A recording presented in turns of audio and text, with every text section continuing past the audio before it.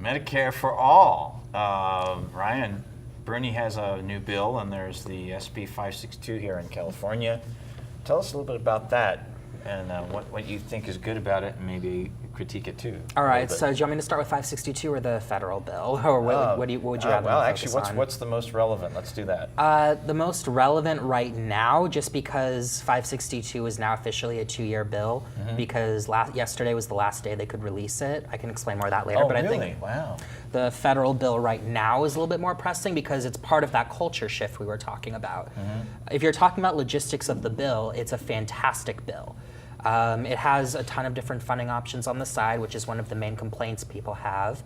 The bill is the most feminist bill, healthcare bill, I believe, ever put into Congress, because not only is the entire program exempt from the Hyde Amendment, not only does it guarantee full reproductive coverage, which would probably include transitions for transgender people, abortion, all of that, but it also ends the war on clinics.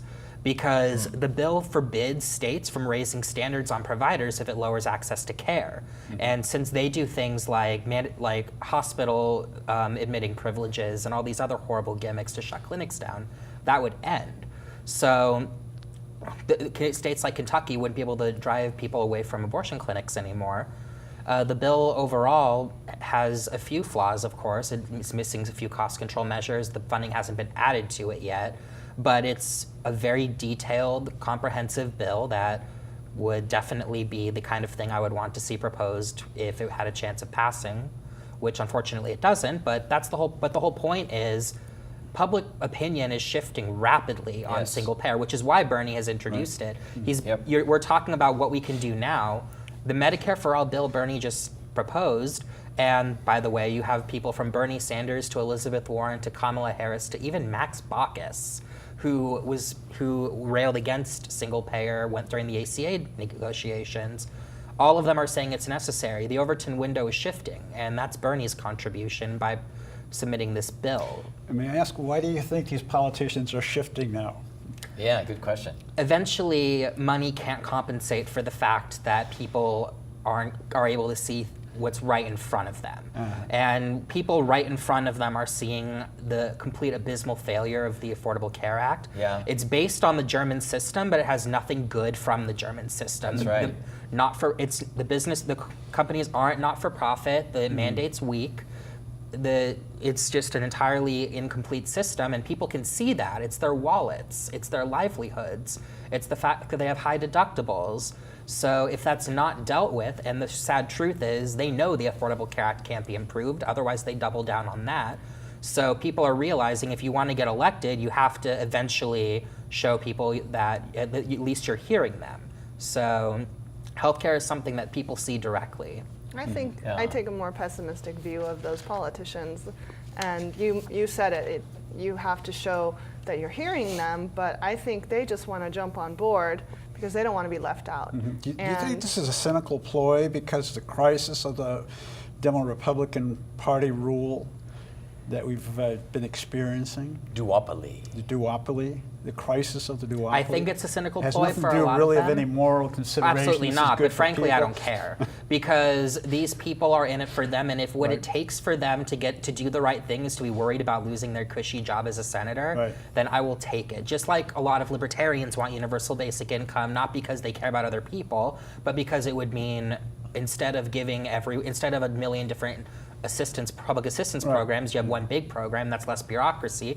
I don't really care why they're on board, as long as they're doing a genuine effort. For example, Kamala Harris, most people realize that she's not a firebrand progressive, but when she stood up there in front of Bernie Sanders and spoke about the bill, it was clear she'd done her research on it. She talked about the economic impacts of it and how it liberates people, and how and a bunch of other things that wouldn't happen if you were just talking about it from a casual, I didn't actually look into this kind of way. How come they didn't how come they haven't been pushing for that before? Because Why the public all of a didn't force sudden? them to. Well, don't you think it's re-election? It's politics. That's what they.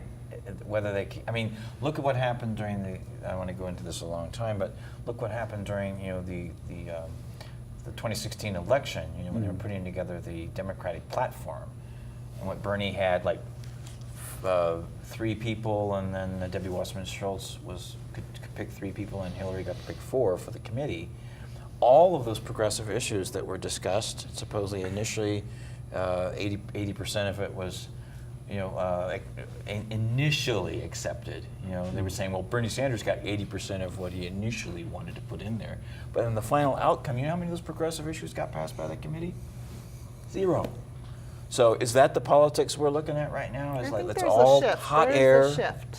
What's the shift? Things are What's the different shift? now. Things are different now, but Well, at the end of the day, the Overton window is driven by what the people consider acceptable. The media has a massive sway in it, but ultimately the media feeds off what the people want, not the other way around. The reason they're able to get away with saying nonsense is because the people will accept it. But the moment people demand better, that's when they start doing better. It's the same thing with healthcare.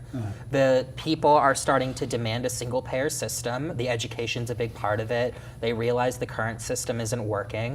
And the Overton window is shifting because Bernie's movement, a lot of the longtime activists who were there before Bernie's movement, they're now demanding it, and it's becoming politically toxic to not get on board. Even Joe Manchin is saying it should be looked at. So there is a paradigm shift going on, and I'm not someone who cares, again, so much why they're doing it, as long as they're actually doing it. Because now that, for example, Kamala Harris has gotten on board, the next time it comes up in front of a Democratic Senate, that makes it so much more toxic for her to say no, since she's given such a strong endorsement this time. So even though it can't pass now, this is a big deal that we've gotten so many people. I see. I think I understand what you're saying. Is it because once you say something and then you don't do it, that's political suicide. So maybe.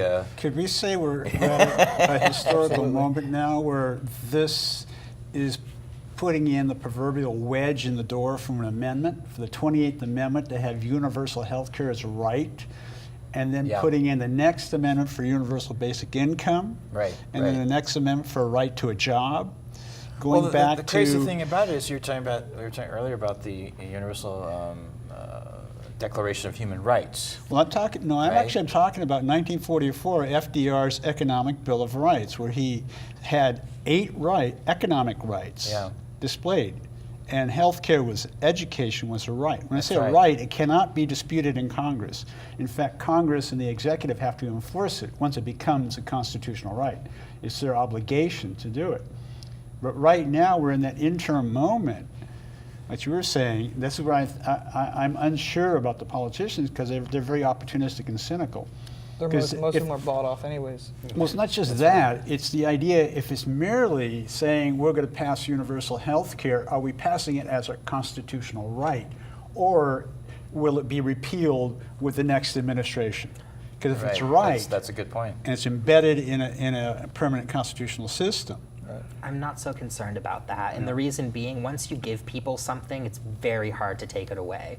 You see that with George W. Bush trying to privatize Social Security after his supposed mandate after he beat John Kerry. He got clobbered for it. You saw the Republicans they're trying again with Graham Cassidy, but you saw them try and take away the ACA. That's a bad bill, but even still, they got destroyed politically at the moment for trying and failing. When you give people something like this, and especially when it's good, like Medicare For All, it's very hard to take it away, which is why there's such an aggressive fight now to get rid of it, because politicians and the politics of our Congress swing all the time. Right. So if it were so easy, they would just wait until the Republicans got into power and then get rid of it. They can't do that, because once people have the benefit of Medicare For All, it's never going away.